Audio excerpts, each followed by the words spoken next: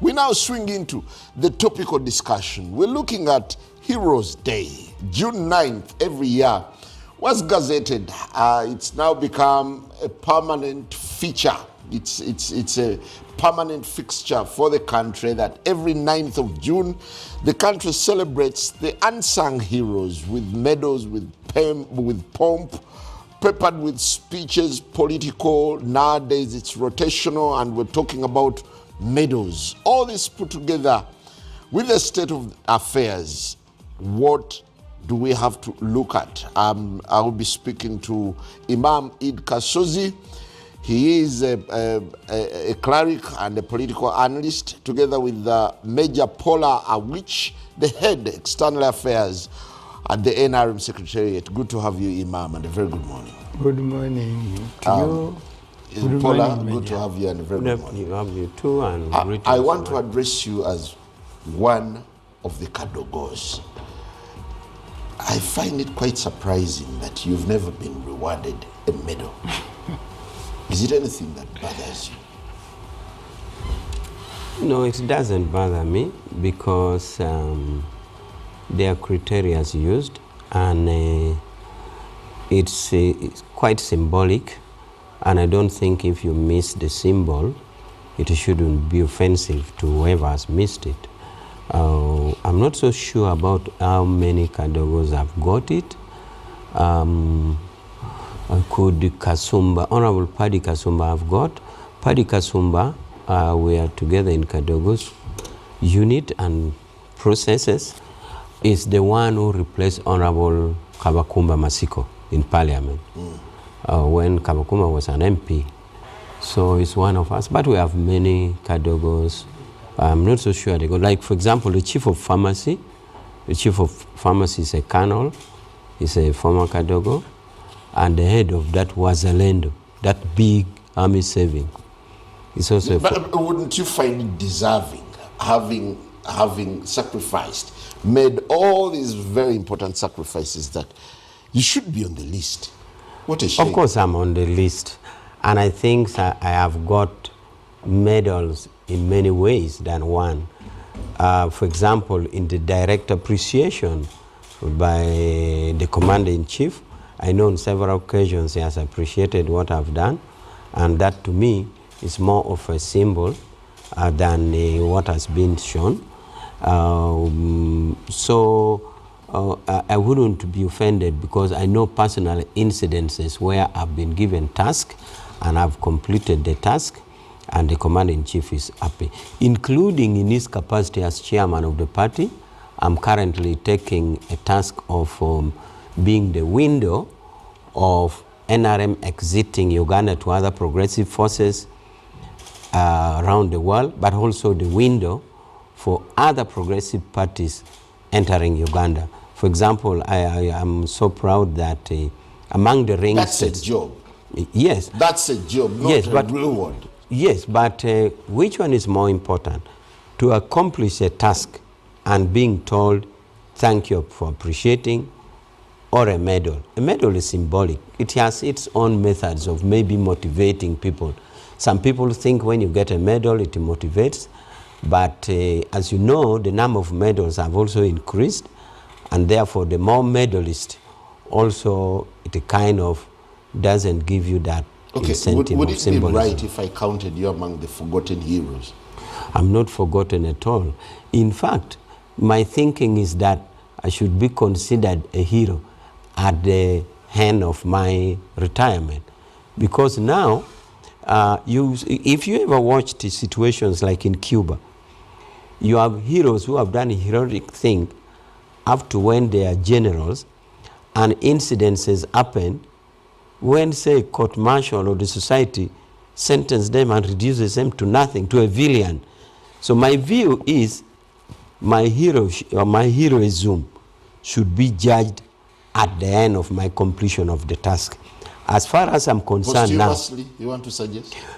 Not posthumously, maybe at retirement of what I've done, because I would be prejudged to be a hero now before completing my task. Because as I told you, we have examples around the world where apparently heroes turn villain. So I would presume that at the moment, I'm in the middle of my task career in all aspects, both within the party and even in legal fraternity.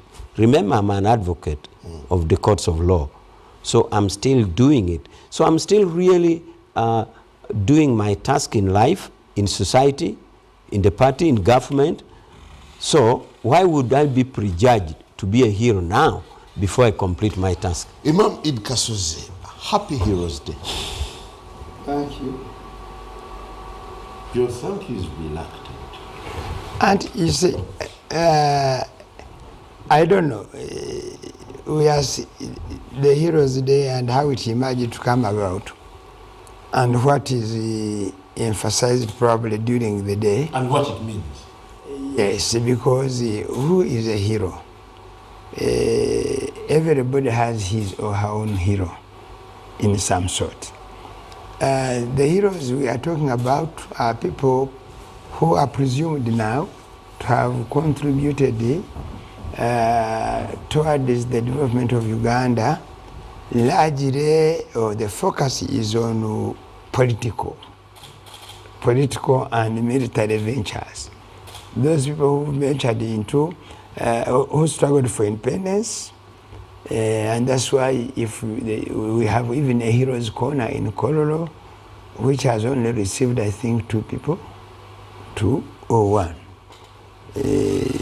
Usefully, and I think Musaz and usefully. I think they're the ones.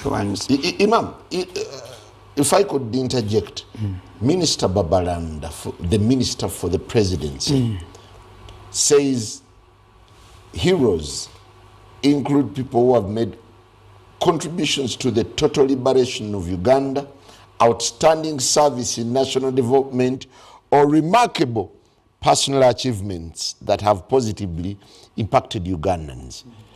Does this sum it up for you? It would, but unfortunately when they are selecting those who recognize, many lack what you have described or what you have just said. And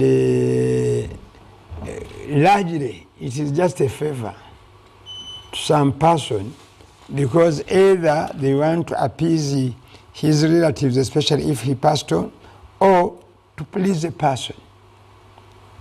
And many of those they have recognized, to show you that they are not heroes, they will always complain. We have been given medals with no envelope, with nothing accompanying it. And the moment you say that, it means therefore you are not. Because heroes do not work for payment. If you are a national hero, would not, or any hero, would not come. Do you want to suggest that heroes, the idea of Heroes Day has been bastardized to mean something else? If I had authority, I would not. I would discourage celebrating it, but I don't have, because really, what impact does it bring to people? We are honoring extraordinary persons.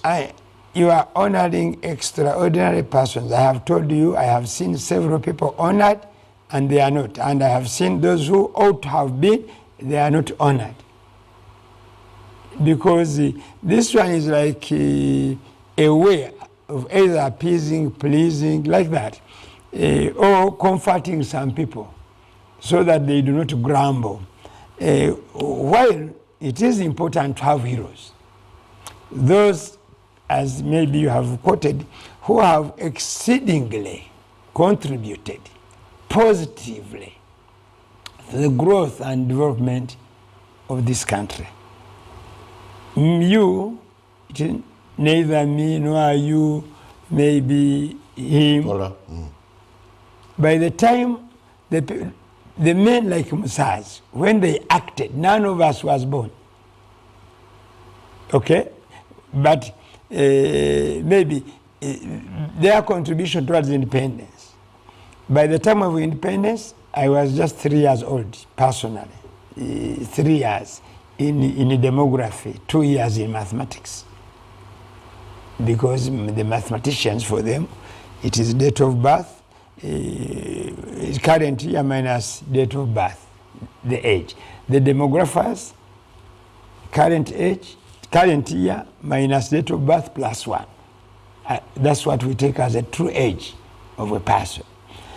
So whatever the way you look at it, people who struggled thinking that colonialism or colonial masters or being under the British protectorate, as we are called, okay, and therefore governed by non-Ugandans at the time, it was not pleasing, so they struggled and they got independence. Some of them have been recognized as heroes, others are not, because again of political issues that emerged with time. You see, I have not heard Milton Obote, for example, among the heroes. Is he deserving? He fought for independence. He was part of the independence crew. You see, so who determines? That's why my question is, who determines? Do we have really a real independent-minded group that does this? Do we have a criteria? You see, what valuables do we use in order to determine that Imam Kasozi is a hero or not? Okay? Therefore, that's why we are calling national heroes. Individually, we are heroes of some sort. Each of us may be a hero. You may be a hero to your family. You may be a hero to your village mates. You may be a hero because of philanthropy. You are a philanthropist. Wherever you pass, you find somebody who appreciates that if it were not for this one, through this one, I was able to maybe to achieve this. So that's why I want maybe to say, let me use the word, that the word hero as used is relative. It will make meaning depending the person defining it. And if we give that liberty, it's okay. But when we are looking for national heroes, we should have a set criteria which probably should come up, debated by either the public makes a contribution, and then we set a criteria and a standard so that when they say Major is a hero, then we look at the catalog of the issues we raised, and then really he is. But otherwise, picking every other person because you want to please them, that's where my problem is. Thank you. Major Paula, increasingly this day has become more of a political grandstanding event where all we hear are the contributions of the regime, how bad the past leaders were. Do you think it's losing meaning? It's not losing meaning. First, you quoted the minister saying something. I think the operative word in what the minister said was includes. Includes means not only those, not limited to what she has said. So the operative word in what the minister said is includes, meaning what I have said and not only this. Now, attempt has been made by Parliament to help define what Haji is saying about what criteria do we do to define the hero. And I think to that effect there is a law passed which established this. And under that law, it sets out criteria of evaluation of an hero. And also, it sets out the categories, because there's not only one. That is for a medal. If you assume that a medal winner is a hero, although in my opinion, a medal winner may not necessarily be all heroes. There are others. So there's a lot of ambiguity. Yeah. Therefore, this ambiguity if there, should have been resolved by Parliament. And as we all know, Parliament is the National Assembly for all the 49 million of us. So, attempt has been made in Parliament to set criteria for who qualifies for this medal, and therefore, if he wins a medal and is called a hero.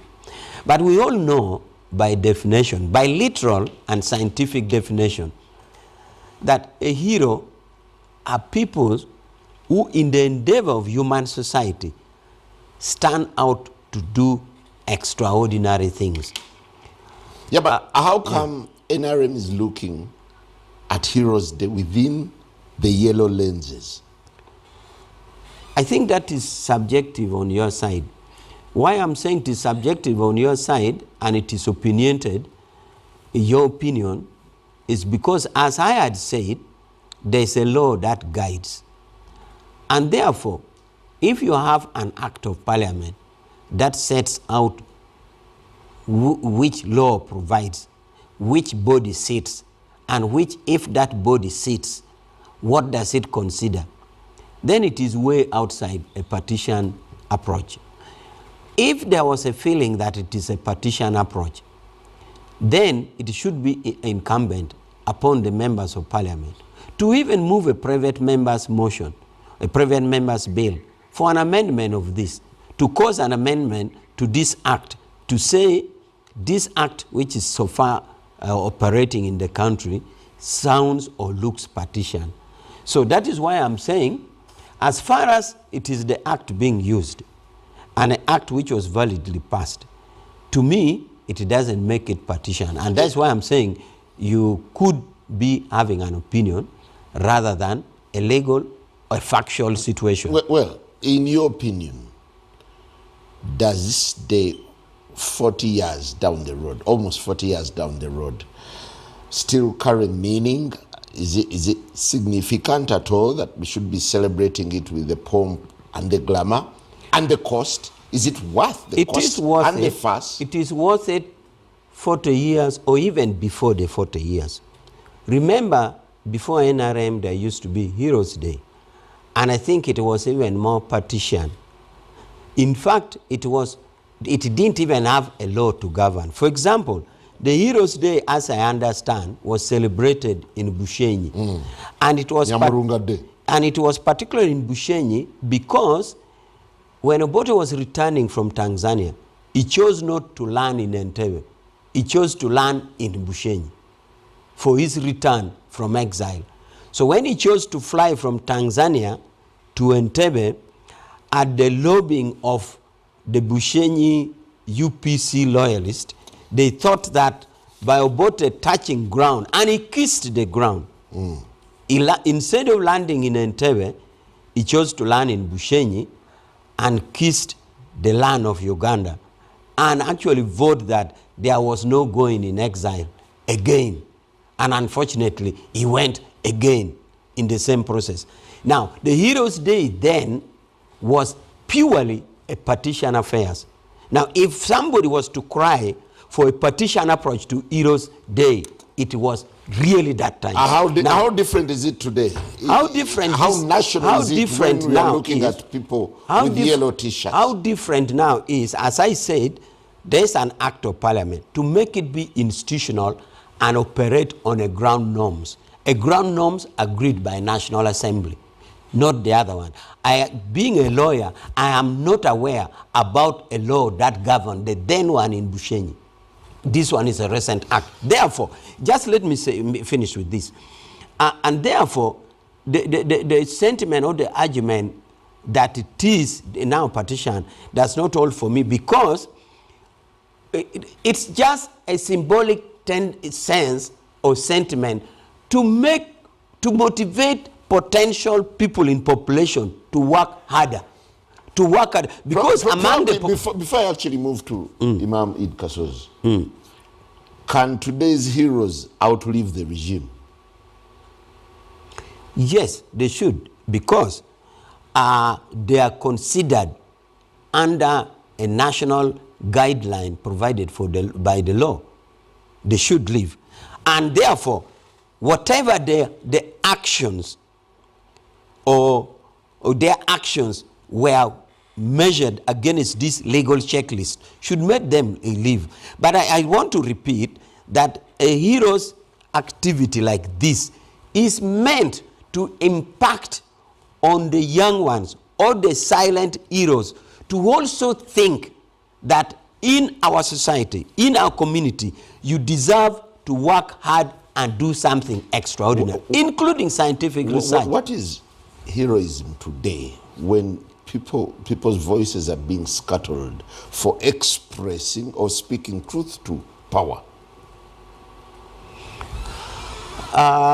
You see, when you go into the domain of freedom of speech, and when we are in a house like Uganda, you may not value it. In fact, you may see it with one sense. Freedom of speech, I've told my friend lately, and I want to illustrate it here. In the Ugandan case, Kagwa, it's like, have you ever watched wrestling and they tell you, never try it at home? Now, we cry that we don't have that in Uganda. But take the case recently. The Kenyan woman lawyer, Martha, came here. That is part of freedom, to participate in the legal process. I am a lawyer. Getting a PC from law counsel, it's so hard even for me. And I wish that strict procedure was put in parliament for members of parliament to be critically checked, would have a better criteria. Because if law counsel was to do weak, it would lead to abuse of court process, because you would qualify people appearing in court when they are not, and even their clients would suffer. So with this rigorous process, Kagwa, Uganda, with their alleged no freedom, made the lady practice. And just a minute, the same lady flew to our neighbor in Tanzania. You know what happened? She was told in Kiswahili, simama hapa, rudi huku. Now, if we are talking about the lack of freedom, we may have to borrow in the neighborhood and say, are we the worst? Are we the worst? Let's take a very quick break, and when we return, Imam Id Kasozi will be speaking to us on whether the day, Heroes Day, that is celebrated with pomp, contradicts the reality on the ground. Good morning.